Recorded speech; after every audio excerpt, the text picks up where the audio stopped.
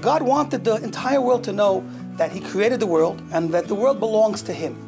And that it's up to Hashem to give the world to whoever He wants. He could give whatever piece of land He wants to whomever He wants, because it is His in essence. He gave it to the nations of Canaan for a particular period of time when He felt that they should be there. And now He's taking it from them and giving it to the Jewish people.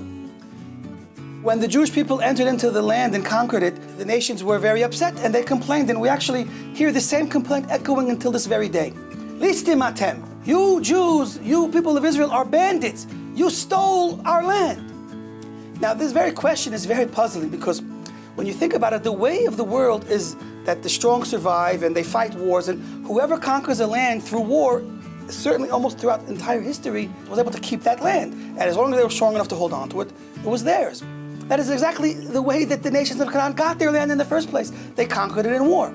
So now the Jews come, the nation of Israel, with Yoshua as their leader, and they conquer the land from them. So what kind of a complaint do you have?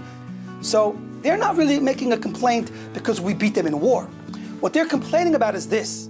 Really, ultimately, since the land does belong to God, and God apportioned the land of Israel to the Jewish people because we are supposed to be a holy people, and Israel is a holy land, that means once we came in as the nation of Israel and took over the land, it became ours forever. It didn't just become ours because we overpowered them in war, but because the land itself was fit spiritually for us. And when we possessed the land, we elevated the land from being mundane to being holy in essence, just like we have a holy neshama inside. So the land also became holy, and together the holiness of the Jewish people and the holiness of the land are one exact fit. What this essentially means is that once we took over the land, it was unconquerable after that. Even if a nation would come that would be mighty and battle us and repossess the land, they would never possess it in essence the way they did before. And that is the taina that they had. They were saying, you are like bandits, you stole the land from us. You took it away from us forever. We can't come back when we'll be stronger and repossess it, because now God gave it to you intrinsically and eternally. And since they understand that, so that's what really makes them so upset. And that's what really makes them come and complain about it to us.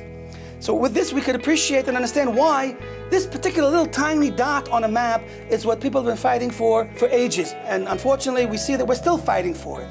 But if we look deep into the lesson, we'll understand our connection to this land and our special merit to possess it comes from the idea of our neshamas and our holiness being fit for the land.